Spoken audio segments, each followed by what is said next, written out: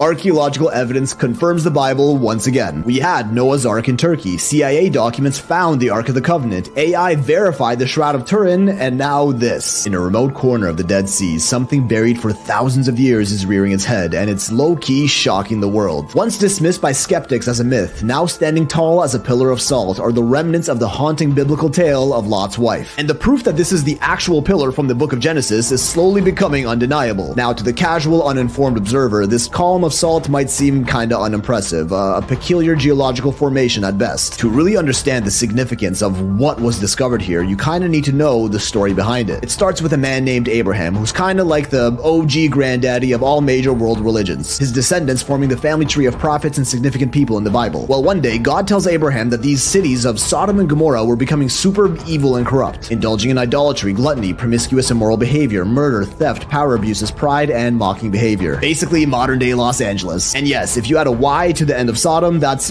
where that word comes from. So God lets Abraham know that he's going to destroy these cities, raining fire and brimstone on them and burning them to the ground. Abraham thinks it's a great idea, and he's totally on board, except for the fact that his nephew Lot lives there, and turns out he's actually a pretty good guy. Now, God's already 2 steps ahead and lets him know that Lot and his family are actually like the only good people that live there, so he'll keep them safe. He sends down 2 angels that tell Lot to get his family out of the city before God burns it down. And so Lot, his wife, and his daughters flee the city, and God starts raining down literal fire on Sodom and Gomorrah, destroying them and everyone living there. While Lot and his family are leaving, the angels let them know that God also told them to not look back at the burning city. That's their only rule. But Lot's wife is all like, I could take a peek, can't I? Turns around to look at the city and is instantly turned into a pillar of salt, while Lot and his daughters take refuge in a cave. That's the story. Leaving Lot's wife frozen in time, with many assuming this to be merely a symbolic story cautioning against longing for a sinful past. But now it seems like we might have real-world evidence that proves it actually happened. The tale of Sodom and Gomorrah is one of a sudden catastrophe so intense it decimated entire populations overnight, and the biblically accurate locations of these cities are said to have been somewhere close to the Dead Sea. For centuries, religious pilgrims from around the world sought to find the remains of the city, claiming it to be hidden deep beneath the layers of salt found at what is known today as Mount Sodom by the Dead Sea, named after the original city. But more recently, forensic scientists and archaeologists began excavating more around the area, and after digging and testing many mineral layers, they uncovered evidence of extreme heat in the soil layers deep beneath, as well as naturally occurring sulfur balls and burned sediment layers that could not be explained with natural erosion alone, but rather something that would only happen with a sudden onset of intense heat, and there aren't any volcanoes or anything that could cause that in this region, which points to a sudden source of destructive heat that may have fallen from the sky. There are also many unexpected, strange voids and air pockets beneath the surface of Mount Sodom, where it appears that the ground had rapidly collapsed, leading many to believe this actually is the original location of the ancient city of Sodom. And this wouldn't even be the first time that something like this happened. Many ancient cities from the Bible, initially dismissed as mythical sites, have all been found one by one. Cities like Jericho, Hazor, and Nineveh, all mentioned in the Bible, have been discovered hundreds or even thousands of years after they were originally written about. Now, to think all those cities were found and turned out to be real, yet Sodom and Gomorrah were for some reason made up, seems unreasonable. Because right at the edge of Mount Sodom, overlooking towards where the original cities of Sodom and Gomorrah would have been destroyed, a group of researchers found this, an unusual pillar composed of 80% salt, which is exactly what they are claiming to be Lot's wife. And all the evidence they gathered so far sorta proves just that. Found at the southeastern end of the Dead Sea, exactly where Lot and his family would have been fleeing in the region of Zoar. At first glance, it's easy to dismiss as just a mildly interesting geological formation, but further scans revealed internal cavities in the pillar with traces of carbonized organic material, something that had once been alive. Also embedded in the salt near the torso were threads of mineralized fabric sealed beneath crystallized layers.